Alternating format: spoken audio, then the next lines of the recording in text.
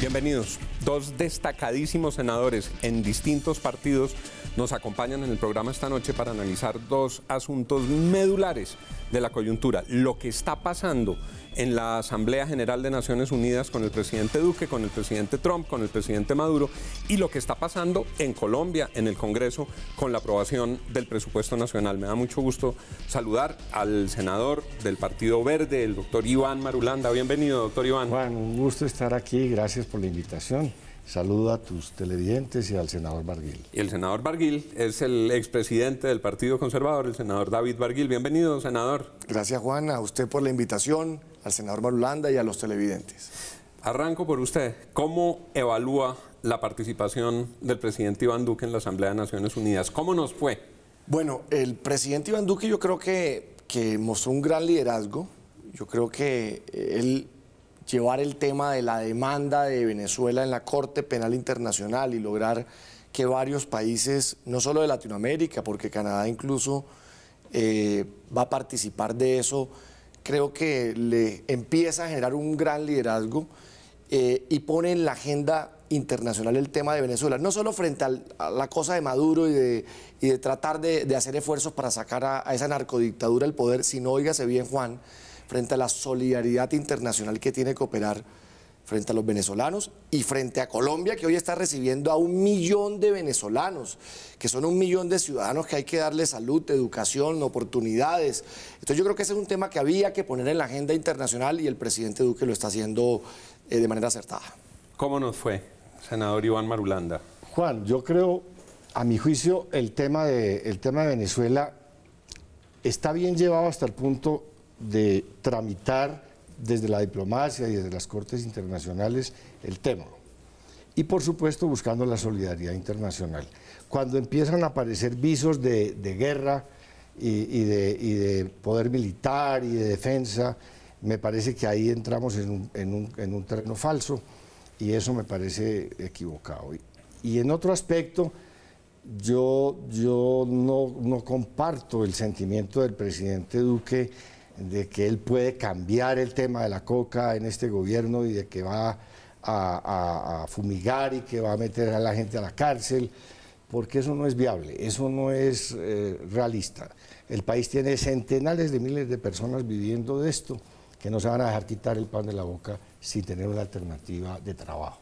Tomo las palabras del senador Marulanda para preguntarle a usted. ¿Usted comparte ese sentimiento del presidente Duque? Yo lo que creo más bien, para tocar el tema central, es quien nos tiene metido en esta agenda de drogas no es el presidente Duque.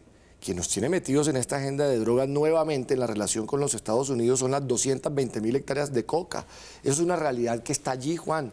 Y la coca, todos sabemos, no solo tiene invadidas las calles de Colombia y los colegios, se ha dado un aumento del consumo interno, sino que alimenta y es el combustible del conflicto, de todos los actores, de todas las estructuras criminales de derecha, de izquierda, donde usted la quiera ver. Tenemos ya hoy a carteles mexicanos en territorio nacional y por supuesto no podemos ponernos una venda ante esa realidad y tenemos que plantear un mecanismo efectivo de erradicación de cultivos ilícitos, que es el combustible del conflicto en Colombia, y creo que en ese sentido el presidente está actuando de manera consecuente. Ahora tomo las palabras del senador Barguil. ¿Ese mecanismo efectivo frente a los cultivos ilícitos, usted cree que puede aplicarse? No, Juan, no.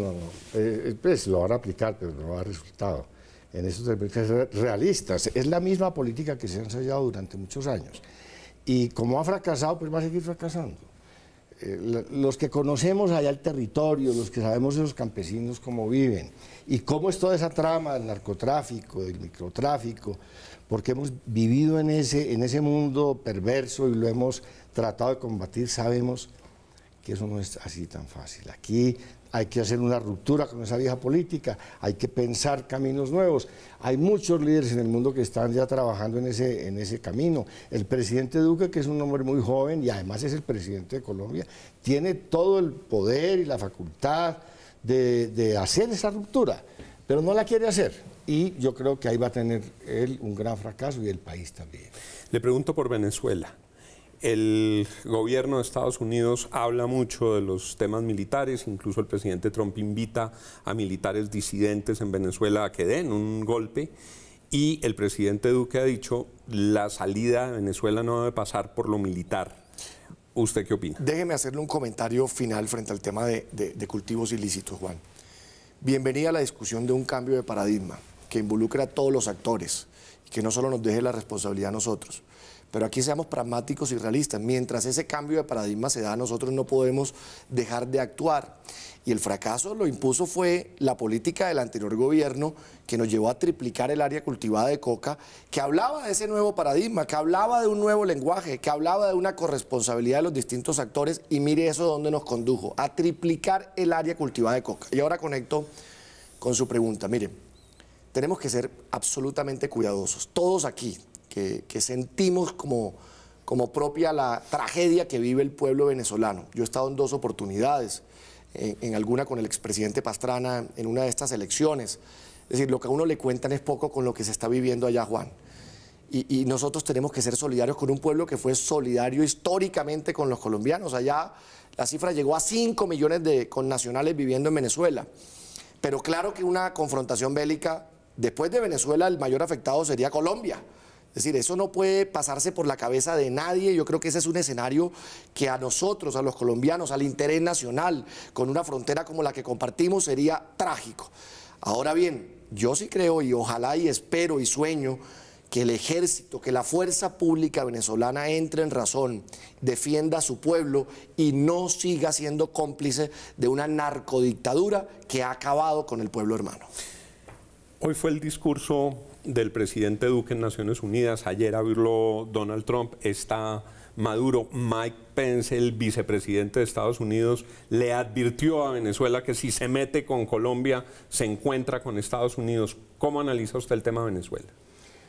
Juan, un remate sobre el tema de droga. Yo copio las palabras del expresidente Zedillo de México, que ayer decía: hay que trabajar en el camino de despenalizar todo este tema de la droga y tratarlo como un tema de salud pública y en otros parámetros distintos. Allá tenemos que dirigir el liderazgo de Colombia, porque no somos capaces de erradicar la coca ni de acabar con el narcotráfico en Colombia a través de la represión de la fuerza pública y de la justicia. El tema de Venezuela, Juan, yo estoy de acuerdo en que es una tragedia para Colombia, es una tragedia para los venezolanos y que los venezolanos tienen que resolver esto desde el punto de vista político. Nosotros tenemos que resolver el problema de los migrantes y en eso tenemos que buscar la solidaridad internacional y hacer una presión internacional muy poderosa como la está haciendo el presidente ante la justicia penal internacional para ver la manera de que haya una reacción dentro del propio Venezuela y cambien esa situación política. Ellos mismos, que son los que tienen y están llamados a resolver su problema. Los minutos finales de este programa les cambio de tercio. Quiero dedicarlos al debate del presupuesto nacional y empiezo por usted, senador Marulanda. Usted y un grupo de parlamentarios que se ha declarado en la oposición presentaron una proposición muy dura, diciendo: en este escenario, comillas, sin mermelada, se están repitiendo los vicios del escenario con mermelada. Es decir, no se reúnen en el Congreso, sino en el Ministerio de Hacienda. Hay unas partidas que no se conocía de dónde procedían y los han sorprendido. Eso a grandes rasgos decía su proposición. ¿Cuál es hoy la postura de ese grupo de parlamentarios frente al presupuesto nacional? Es la misma, Juan. Nosotros y esto se lo digo con mucho respeto y cariño al senador Barguil y a todos los senadores jóvenes, a los políticos jóvenes. Hay que cambiar los rituales de la política colombiana. Para nosotros poder tener una democracia, las cosas tienen que hacerse de una manera transparente. Al Congreso no le va a salvar su imagen de corrupción si sigue reuniéndose en el Ministerio de Hacienda al escondido para repartir las cifras del presupuesto, que es lo que está ocurriendo. Yo estoy alarmado de ver no solamente el secretismo, en el que se genera todo ese proceso allá dentro del Ministerio de Hacienda, cuando debía ser en el Capitolio, donde está la soberanía del poder legislativo, que además es un tema de la responsabilidad del poder legislativo. No puede ir allá en una condición subalterna, indigna, a que lo traten mal, a que lo encierren en un cuarto y le pasen las cifras en el orden que les dé la gana, que las están cambiando permanentemente, no entregan las cifras no solamente a tiempo, sino completas. Eso es un caos que se presta para la corrupción. Yo pensaba cada rato, hay un juego tramposo en las calles que se llama ¿dónde está la bolita? Y yo estaba permanentemente viendo esto que pasaba y decía, ¿dónde está la bolita? ¿Qué es lo que está pasando aquí? Por falta de transparencia. Ahora, la posición de nosotros es, primero, hay que rescatar para la democracia el trámite completo de los temas del presupuesto al Congreso, a la luz pública, de una manera transparente. Y segundo, mientras ese presupuesto sea un presupuesto para el gasto militar y no tenga consideración por la ciencia, la cultura, la educación, el medio ambiente, el deporte, nosotros no estamos allí apoyando esos números, porque nos parece que son en contra del interés nacional, en contra de la realidad social y en contra de lo que nosotros pensamos del país y de la política. Alcanzo a hacerle la pregunta final sobre esto. 3 temas. ¿Dónde está la bolita? Segundo, las acusaciones de secretismo y partidas desconocidas tramitadas en el Ministerio de Hacienda y no en el Capitolio. Y 3, las prioridades del presupuesto. ¿Por qué no ciencia, medio ambiente, lo que acaba de mencionar el senador Marulanda? Bueno, los 3 temas, senador. Lo primero, Barguil. creo que cabe una importantísima aclaración. Creo que a lo que hace referencia el senador Marulanda es al trámite de la ponencia que se ha hecho. Eso, digamos, es responsabilidad de los ponentes. Yo no he participado de ese proceso porque no fui designado ponente del presupuesto y creo que es una discusión legítima. Es decir, usted lo sabe bien, Juan, cuando se dan todas estas ponencias de proyectos de esa importancia, la pregunta es, ¿allí el Congreso debería tener un papel más activo? Yo también creo que sí. Creo que además es la responsabilidad constitucional que tiene esta rama del poder público frente a esos temas. Pero al final, Juan, lo importante es qué es lo que se aprueba, para dónde vamos y cuál es la orientación de ese presupuesto. Y déjeme darle una noticia que me parece más importante porque es un tema que surgió el día de hoy en la Comisión Tercera. El día de hoy yo planteé un debate, que espero senador Marulanda me acompañe, frente al tema de la regla fiscal. Porque claro que hay muchas necesidades, Juan, no solo de la política social, que allí hay que hacer los mayores esfuerzos, sino de distintos sectores que demandan recursos. Y usted sabe bien que la estrechez de recursos impide que se puedan poner en marcha muchas políticas que le mejoren la calidad de vida a los ciudadanos. Hoy dijimos que vamos a llevar a debate de control político el tema de la regla fiscal al Consejo o Comité Consultivo de la Regla Fiscal, con miras a ampliar y a darle mayor margen al gobierno actual. Y óigame una de las principales justificaciones, para que no... Perdónenme un instante, para nuestros televidentes, la regla fiscal impone unas restricciones de endeudamiento, impone unas restricciones de gasto y el gobierno del presidente Duque lo recibe al tope, entonces no puede endeudarse más ni gastar más porque está en vigencia la regla fiscal. La regla dice que cuáles son los límites de ese déficit estructural que se puede tener en materia de gasto del presupuesto. Es el 2.4 del PIB. Sí, digamos va avanzando y al 2022 la idea es que sea el 1, estamos en 3.1, entonces, ¿qué hemos dicho? Y además con la seriedad que usted sabe que nosotros siempre hemos actuado en materia económica y para que no haya ninguna preocupación de los mercados ni que sea hasta una señal de irresponsabilidad en materia fiscal o de gasto público. No, es que aquí hay un crash externo, el tema de Venezuela. Aquí llegaron 1 millón de venezolanos de un día para otro en un año, que hay que darle servicios de salud, de educación, bueno, todo tipo que demanda recursos.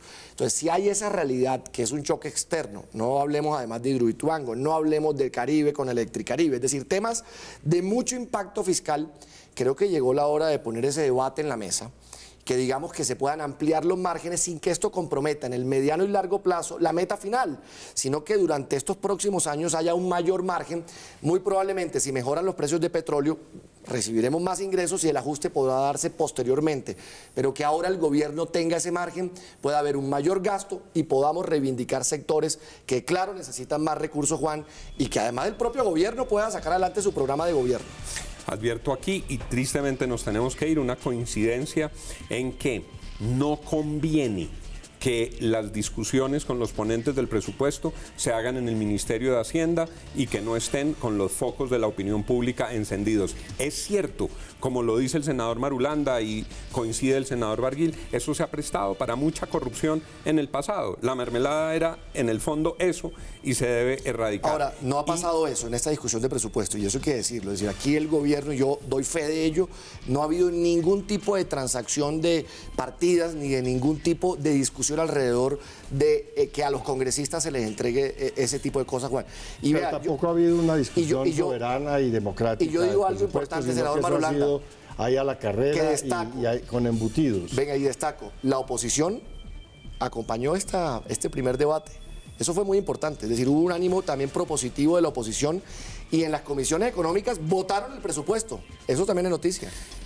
Convengamos, porque aquí hay matices, como lo ven, en que lo conveniente es que todas esas discusiones se den en el propio Congreso de la República y queda planteada la necesidad de financiar unos sectores que hoy son deficitarios. ¿Se podrá modificar la regla fiscal? Pronto espero volver a tener al senador Iván Marulanda y al senador David Barguil aquí en Al Punto, pero donde hay que el tiempo también vuela. Impuestos a los que pueden pagar y no están pagando. Por ahí también tenemos que buscarle un aumento a los ingresos del Estado. En eso estamos de acuerdo también. Vean pues que estos dos invitados requieren y merecen para con nuestros televidentes un nuevo programa que haremos pronto. Muchas gracias, senadores, por haber aceptado la invitación y a ustedes por estar en este día tan importante con todo lo que pasa en Nueva York y todo lo que pasa en Bogotá en Al Punto. Sigan con Red Más Noticias.